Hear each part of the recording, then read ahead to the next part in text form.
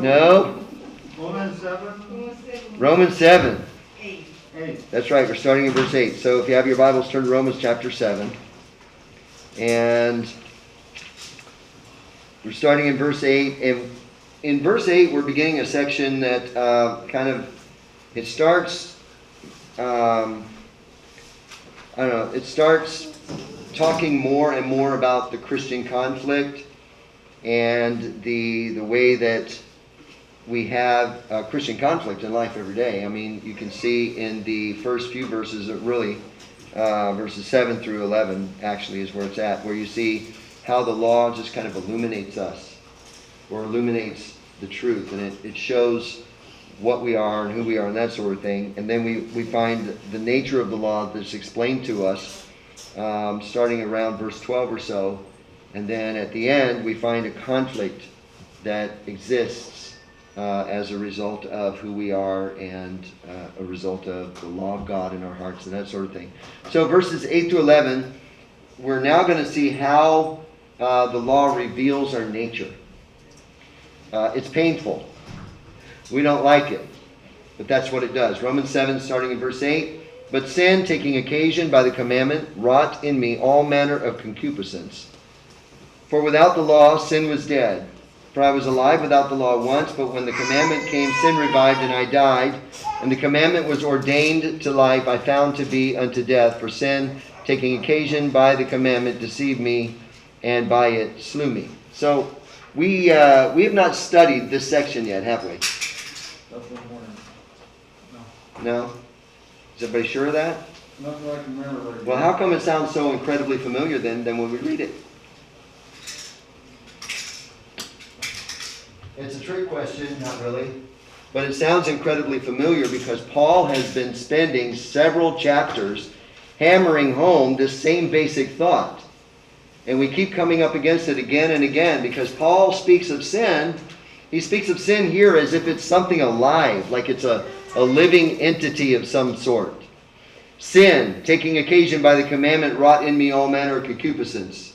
Sin deceived me. Sin kills me. So he's speaking of sin as if it's a person, when we know that it's really not. He personifies sin because he views sin as a personal enemy. The big problem with a lot of people is that we see sin as more of a friend. Somebody that we can have fun with instead of an enemy. And he says that sin basically took advantage of him.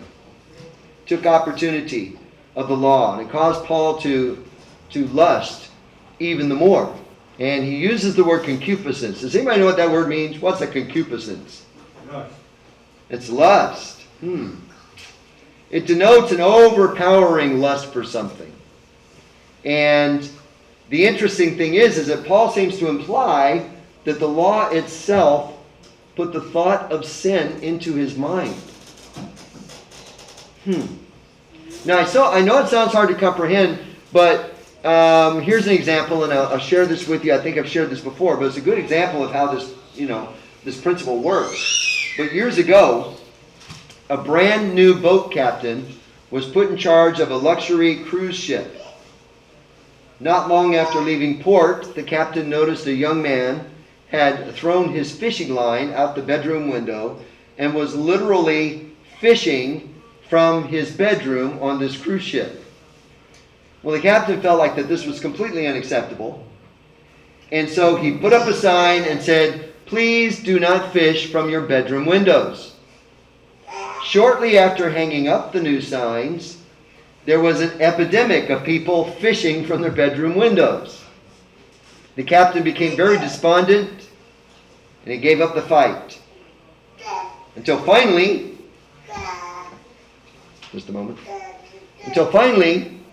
he ordered his men to take the signs back down, because after all, it was a losing battle. So they took the signs down, and again, it wasn't long after the signs were removed that suddenly people stopped fishing from the windows. So clearly, the signs gave them the idea to fish from the windows.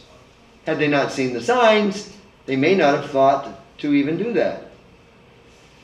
So it seems like the moment that we learn about the law, the first thing that we want to do is break it. That's a little bit of rebellion that's in every one of us. We learned that God says something is wrong, and the first thing we want to do is do it. Why is that? It's the fallen nature. So the law doesn't make us sin, but what the law does is it reveals a very deep-rooted rebellion in us that hates to be told what to do. Nobody likes, and you would think that we would get good at it after a while, because we spend our time growing up as children when our parents are telling us what to do, right? And then for some of us, we join the military, and the military tells you what to do. Or you end up in a job where, some boss somewhere is telling you what to do. You would think that we'd be good at listening when people tell us what to do, but we don't ever get good at it because we're rebellious. All of us. Maybe some of us a little more than others, but the bottom line is nobody escapes that rebellion. It's part of the sin nature. We have to be taught to submit, and it's difficult. So, by way of observation, it seems that when the law is not given, there is a less opportunity for man to react in rebellion. And of course, there is a decrease in the understanding of what is sinful and what is not. So if the law is not given, you might not want to break the law, but at the same time, you really don't understand what the truth is either. You can't have one without the other. Now, it's not meant to imply that there's no sin before the law. There is sin before the law. Who gave the law? Moses. Well, God did, but he used Moses. Another trick question. I love it. Moses gave us the first 5 books. We get the law, right? Thou shalt do this, thou shalt not do that. Right? Did anybody die before Moses came along? Yes, sir. Oh yeah, everybody that was born before Moses died. And everybody that was born after Moses died. In fact, everybody that was born died, with the exception of Enoch. Right? Yeah. The wages of sin is death, right? So don't get the idea that just because you didn't know what the Bible said, that you are now somehow free from it, because you're not. There really wasn't a time in history, when you think about it, that man was free from the law anyway. Was there? What was the first thing that God gave Adam? Commandment. He gave him a law concerning what is the right thing to eat, what is the wrong thing to eat, right? Dietary laws. So he gave him a law on what to eat and how he was responsible to replenish the earth. Very big point. Very big point. And so Paul goes on, as he goes on, he describes for us his thoughts of himself. He's talking about himself before he came to an understanding of God's law. So he says in verse 9, I was alive without the law once, but when the commandment came, sin revived, and I died. So Paul says there was a time when I felt alive. If we know anything about his past, we understand that. What was his past? What was Paul before he got saved? Saul. Saul. Yeah. I mean, was he a wino laying in the gutter somewhere? No, by far from it. What was he? A Pharisee of Pharisees. Yeah, he was a fine, outstanding, religious young man. A Pharisee of Pharisees, a Hebrew of Hebrews, of the tribe of Benjamin. Right?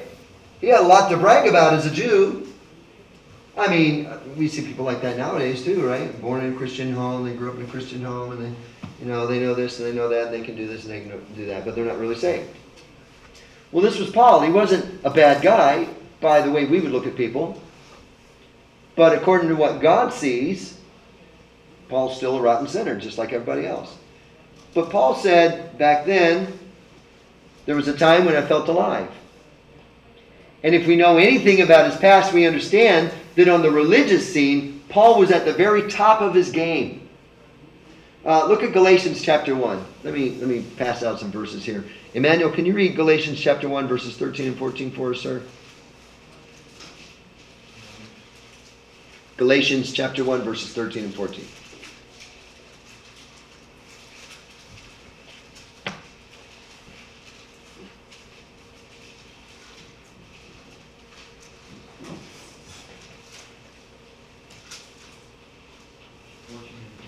13 and 14. We have heard of my conversation in time past in Jewish religion, how that beyond measure I persecuted the church of God and wasted it, and profited the Jews' religion above many of my equals in my own nation, being more exceedingly zealous of the traditions of my father. But that part of Paul's life was all about outward, legalistic self-righteousness. And usually when I use the word legalism or legalistic, I like to define the terms a little bit, okay? Because I get called a legalist sometimes, and I tell people that they should or should not do this or that because I believe that the Bible teaches it to be right or wrong. And they'll be like, well, you're a legalist. You know, you're teaching, you're telling people how to live, and you're a legalist. Legalism, as a definition, means that the teaching is that you have to do certain things in order to be saved. That's legalism. There's another word, formalism. Formalism is where you're teaching Christians that they have to do certain things in order to be, spiritual, or in order for God to love them more. You got to wear a tie to church. So I'm good, you're good, you're good, you're good, you're good. You got a tie on under there? Sorry, sir. Wicked sinner. You see what I'm saying? Does that make sense? No. All right. Now, understand that the difference between legalism and formalism. In legalism, you're talking about how a person is saved. In formalism, you're talking about earning God's love or earning God's favor. In either case, you can't do that. Okay, you don't earn God's favor. There's nothing about you that can make God love you more. So, when I say that Paul was legalistic, I mean that in the literal sense of the word. He was self-righteous. He had no understanding of the righteousness of God through faith. He only had a certain understanding of the righteousness of God in the law, and that's it. So in ignorance, Paul thought that what he was doing was living. He thought it was life. What was he doing? Well, he was going around arresting Christians and throwing them in jail so that they could go to a trial and be, maybe even be martyred. That's what he was doing. Paul talks about that. He says, I persecuted the church of God and wasted it. And then after he gets saved, the very next chapter after he gets saved, it says, then had the churches rest. He was that bad that churches had no rest when that guy was around. And he thought that that was living. He thought that that's life. But the knowledge of the true nature of God's law brought about the reality that he was not alive after all. He was spiritually dead. Look at verse 10.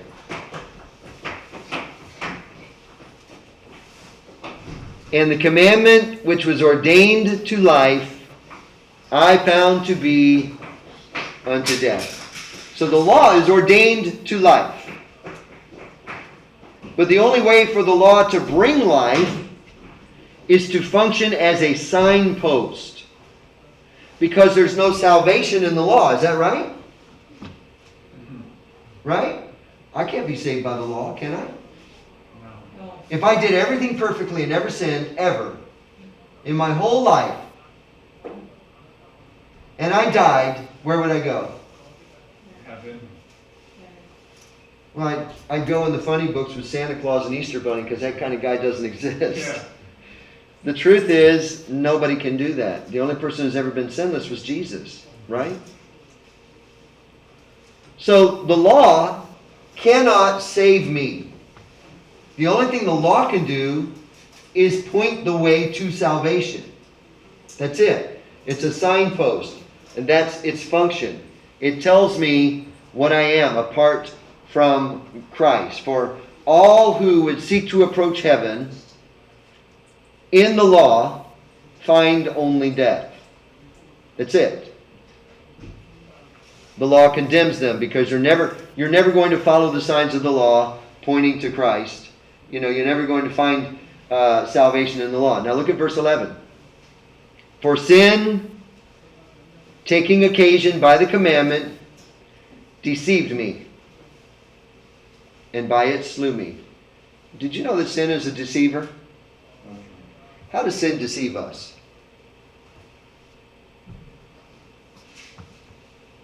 It kind of softens itself and make, this is not so bad and it's really nice and enjoyable. Okay, so sin says that this is enjoyable. This is nice. This is not so bad, right? There's a difference between big sins and little sins, right? There isn't? Not really in some. Little sins tend to lead to big sins. Little sins lead to big sins? Yeah. Well, what's a little sin? I mean, they're all eternal, worthy of eternal condemnation. So, I mean, little isn't a good word to describe it. Okay, big sins and bigger sins. Does that work for you? Yeah. Right, so just for the sake of understanding the point that I'm going to try to make in a moment, let's just think big sins and little sins, okay? What's the difference between a little sin and a big sin? Where do we draw the line? What we don't do and what somebody else does. Okay, so what Carrie is saying is a big sin is the sin that you did, but I've never done it. So you did what? That's a big sin. But if I've done it, well, that's not as big as, don't make it so big. Did you know that God does distinguish between different types of sins? He does. Like in the Old Testament, and I think I shared this with you a couple of weeks ago, but in the Old Testament, if you kill somebody, what is the penalty for that? Death. If you steal a loaf of bread, what's the penalty for that? Okay, you got to pay it back, right? Depending upon why you stole it, could be 4 times, could be 5 times, or whatever, but you got to pay it back. That's a whole lot better than death. Right? God, in His own law, distinguishes a difference in the penalty if you get caught for various sins. So don't get the idea that there's no difference in sin, that there's, big sins and little sins don't exist, that it's all just big sins. They're not all just big sins. Okay? Even God recognizes that. However, here's the catch. Even the little sin is still sin. And it doesn't matter whether it's a big sin or a little sin, it still requires the blood of Christ to redeem you. So you could be the best person in the whole world, and you just got one little sin. Or you could be the wicked guy that's got many big sins. It still takes the blood of Christ. Either way. Paul, in speaking about sin, he said, sin taking occasion by the commandment deceived me. So we can be deceived by sin.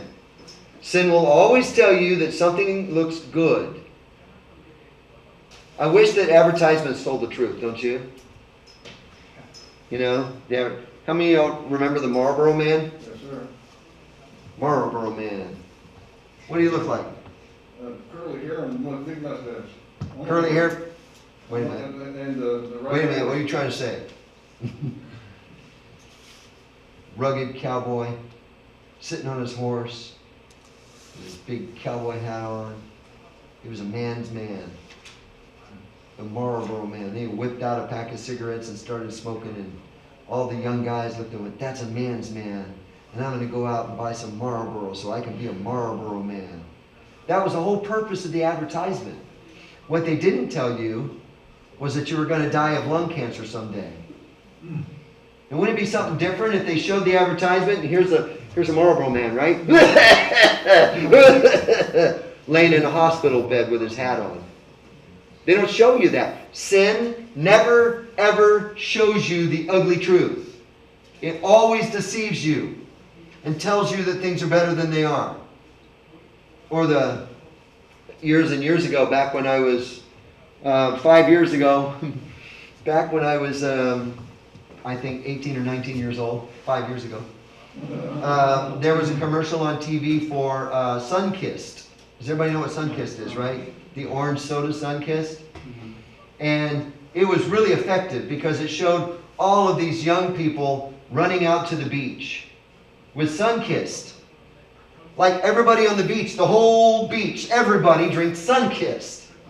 And everybody is, young and handsome or young and beautiful, and they're out there running on the beach with sun-kissed. So you know what happened?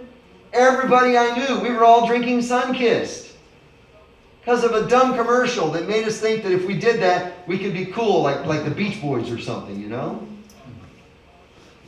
Advertisements don't tell you the truth. You can drink all the sun-kiss in the world, son. You're still ugly. Okay? That's just the way that works. But sin lies to us. Sin deceives us. A couple of verses. Jeremiah 17:9.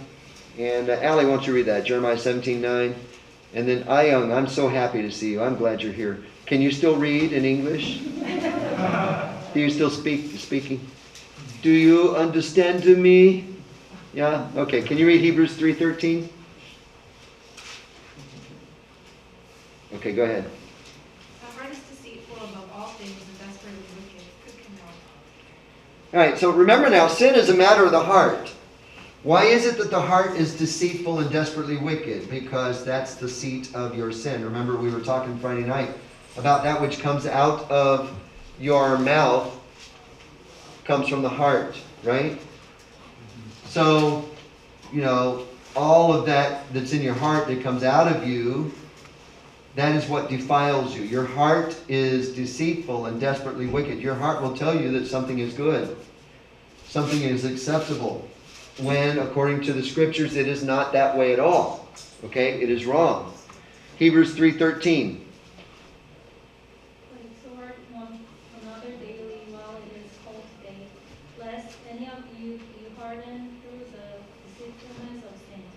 So a sinner's life is a life of deception. Sin promises what it can't deliver. Always. It promises satisfaction, when in fact it leads to deeper dependence and dissatisfaction. We call it addiction. Right? Can you name some very powerful addictions? Yes. Think of something. Yes, sir. What? Well, we don't know about drugs. Okay, drug addiction. Alcohol. What else?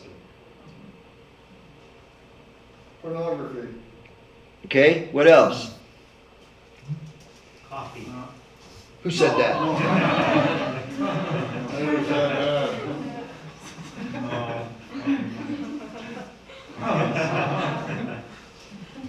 Food. I can quit anytime I want to. What else? Food. Game. Food. Oh my goodness. Game. What is it? Game. Gaming. Oh, It's terrible. it is terrible. I don't play any computer games at all. I've never thought that computers are good for games. I always use them for work. Never let my kids play games. After they grew up and left the home, then they play games. But while they're at home, no sir. I've heard stories of people playing gamers. That they they're so into their game that they neglect their babies. And their babies are starving and dying because they're gaming. It's ridiculous. What else? Fine clothing. Shopping. Shopping, fine You clothing. know shopping. Internet shopping. Yeah. I won't ask anybody, but we had a neighbor when we lived. Where did we live? We lived over here. We had a neighbor. Every day I'd come home, and there were boxes every day, boxes in front of her door. Internet shopping or TV shopping. All right. What other kind of addictions? Yes. On the average, you look at your phone 50 times a day. Did you know that?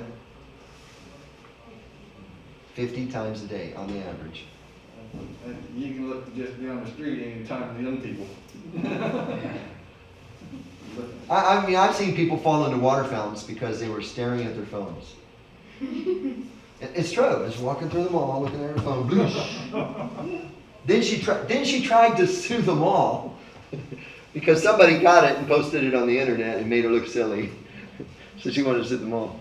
If you aren't addicted to your phone, you might not have that problem. Lots of addictions. Can we get addicted to anything good? You should be addicted to the gospel. That's right. There is that said in the Bible. So you can have a good addiction, but by and large, addictions are bad. Why? Because you're brought into a certain level of control, a certain level of bondage to addictions, right?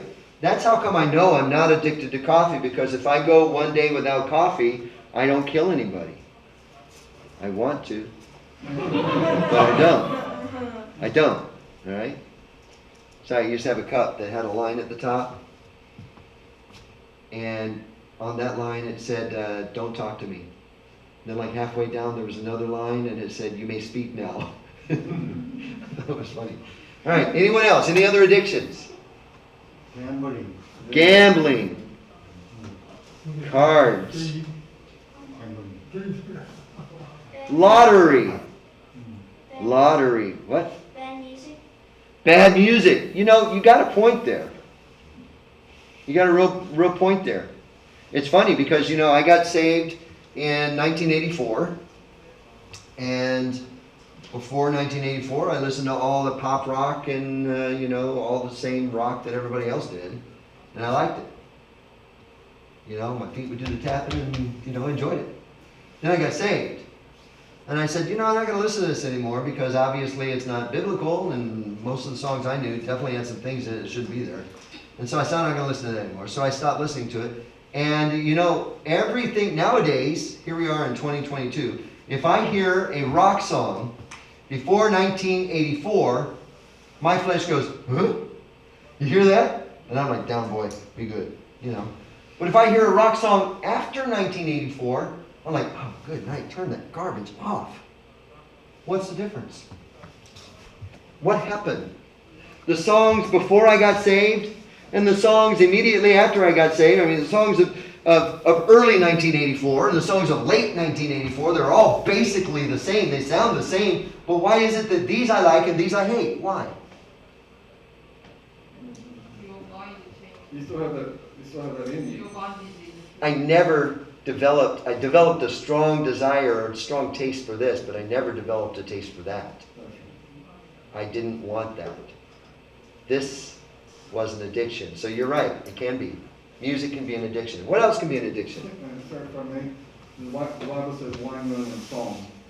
Wine, women, and song? Yes, in the Bible. That was when I grew up. We were letting know the Bible was sex, drugs, and rock and roll. Yeah. And without anybody telling us. Wine, women, and song. You know, that actually kind of goes together. It's just been updated. Yeah. Yeah. All right. What about TV? Yeah. If you have a TV, do you turn it on first thing in the morning and turn it off the last thing at night? A lot of people do that. What? Couch potatoes? Yeah. All day long. Computers? Okay, so is there anything wrong with a television? No, it's technology. It can be used for good and bad. Computers? Dear Lord, I hope not. I got one sitting over here in the sanctuary, right? Can be used for good or bad. How about games? We mentioned gaming. Is anything wrong with games? I guess it depends on the game, right? There's some games, if you're running around shooting people and blowing up things, that's bad. But, you know, if you're just gathering walnuts, you know, for the little squirrel in the tree or something, that's probably pretty harmless. So that could be good or bad, right? Drugs, are they bad? I'll tell you what, when I get a headache, I want some drugs. Because I get them headaches that make you know, I mean, I'm just, feel like my eyes are going to pop out and stuff. So, again, it depends upon how you use it, right? What about alcohol, good or bad? Bad? NyQuil's bad too? NyQuil's pretty high alcohol. Right? Sure, God created that for medicinal purpose, so there could be a purpose in that. What about tobacco?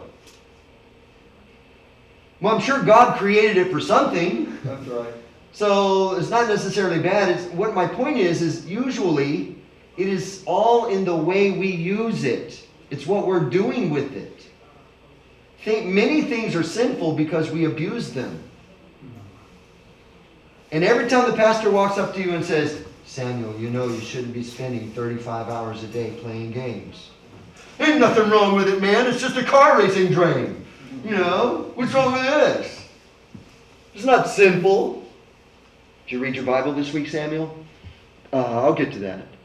Right? It's deceptive. Sin is extremely deceptive. And right now, some of you are thinking, but these things that you're talking about, they're not really sinful. Yeah, they are. They're sinful. I challenge you to find somebody that you think is a holy person. And please don't name me, okay? Somebody else. It's a holy person, somebody that you would consider to be a man of God, somebody that is sanctified. As far as you know, they're one of the greatest men of God that you've ever met. And then ask yourself the question, are they watching tons of TV? Are they drinking alcohol? Do they smoke? Are they gaming? You know, or do they gamble? Ask yourself these questions. You're going to find that no is the answer in just about all cases. Why? Well, they make decisions. And they're not going to be deceived by the things of the world. They're not going to be deceived and fall into a life of sin as a result of it. The sinner's life is a life of deception. Sin will promise what it can't deliver. It promises satisfaction when in fact it leads to deeper dependence. Anybody in here ever get hooked on a game before? Yeah? What was your game? I got one too. I'll confess my sin in a moment, but you first. Many games. Okay, just name one. RuneScape. Now, was that did it consume your thinking? You played it, but then you had to go to work or something, and you were thinking, man, I can't wait to get back to play that, right? Mm-hmm. Yeah, I went through a week of Wolfenstein. When it first came out, they put me on mid-shift, and somebody brought in a CD with Wolfenstein on it. 목사님, 그것들 커메스틱 시그릿, The what? 커메스틱 시그릿, 성형 커메스틱 시그릿. Ooh, yeah. Plastic surgery. Some people are addicted to plastic surgery. Yeah. I don't see how that's even humanly possible. Or tattoos. And that stuff hurts, man. I don't like things. But for me, it was Wolfenstein. And somebody brought in a CD on Monday night, first day of the exercise. I'm about to go to sleep because I'm on mid-shift. So I put in Wolfenstein. And I found out it was pretty fun running around through this castle killing Nazis. And I went home and I caught a quick nap and I couldn't wait to get back to work the next night because there was no work. I was just going to shoot and kill more Nazis. And that's the way it was for about 4 days. And I finally figured out, you know what? This is really addictive because the only thing you're thinking about all day is going back to work. Something's sick in your head when you're thinking about going back to work. You need to give that up. So I decided then that gaming wasn't the thing for me and I didn't want to play any more games. And that was the lesson that I learned. They will draw you in. They will promise you fun and it never comes to an end. Pinball machines, I know this is a different generation, but you always got extra, you play pinball, right? You play pinball, you pull the ball goes up, ding, ding, ding, ding, ding, you shake it and stuff, right? And, at certain points they'll give you another life. Or they'll give you, maybe it's a space game or something, they'll give you another ship. And there's never an end to it. You never win. You always die. Have you ever noticed that? At the end of all these space games, yeah, you went through 37 ships, but in the end you still died. And all you do is go, man, I can't wait to try it again. Maybe next time I'll get 38 ships and die. Dude, you're addicted. You need to back that bus up. You've got problems, all right? Let's move on to verses 12 through 14. And in verses 12 through 14, we see the nature of sin. Romans 7, verses 12 through 14. The nature of the law.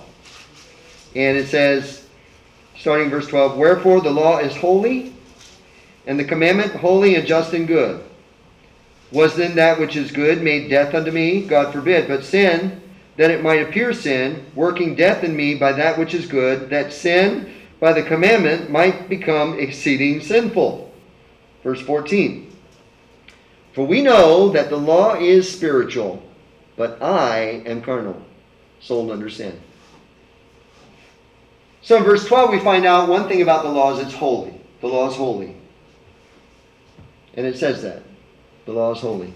You may have heard the complaints of those who hate God and they hate His Word and they complain about the law of God.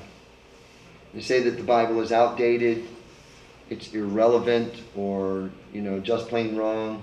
It's an old-fashioned book, it's not for us today, and you hear all these things. But the fact is, there are those who would, there are even people that call themselves preachers who avoid the law like the plague because they believe that the only thing that is needed is a New Testament. Is that true? All I need is a New Testament?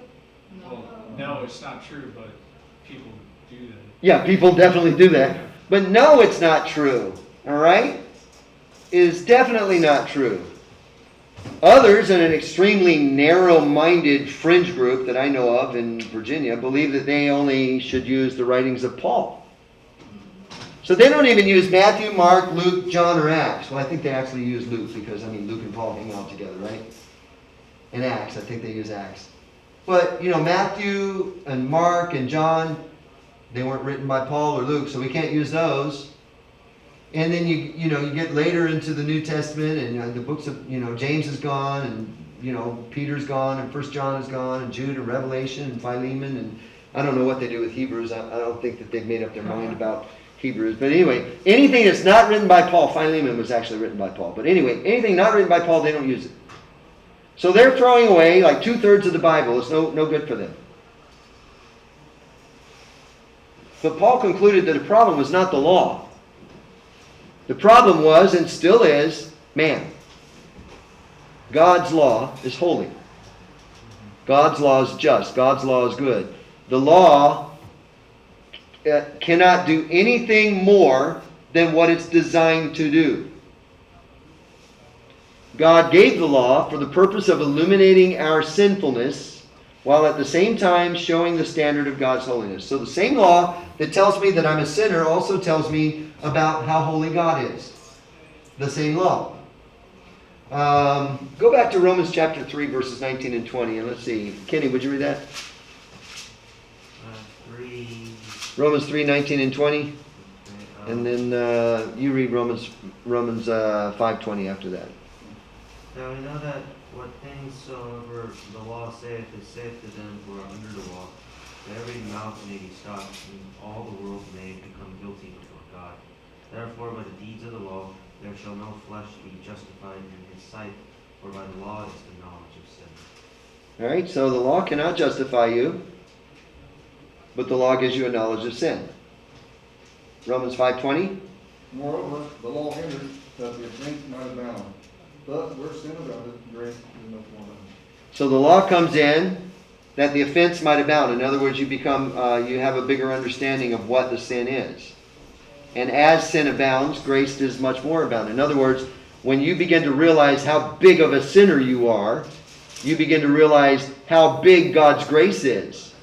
And so the law teaches us that. And we could go on passages in Galatians or 1 Timothy and tons and tons of biblical passages which explain this principle to us. So there is a proper use of the law, which is why we don't throw away the Old Testament. The law, according to the New Testament, all those things were written aforehand, were written for our what? Instruction.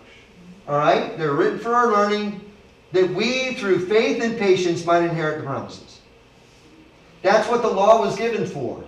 Now, we don't go back to the Old Testament and think, okay, we're not living in Old Testament days. I get that. But all of that was examples for us. The New Testament tells us that. So you don't just throw that away and say, well, I'm a New Testament Christian. I'm not under the law. If you think that way, you're a dangerous person to be around, because I can't trust what you're going to do next. Right? How do I know you're not going to kill me when you get mad at me? That's right. And you will get mad at me because I'm kind of a caustic person sometimes. There will be times when you want to kill me. Right? And I'm just glad that you're following the law of God and you don't actually do that. So there's a good need to keep that sort of thing, and God knew that. All right, any other questions or comments? Because we're going to stop here and come back. No questions or comments? In that case, let's see, who hasn't prayed today? Did you pray today? You didn't pray today? Oh, you mean you didn't pray in church today, right? Yeah. Do you want to pray?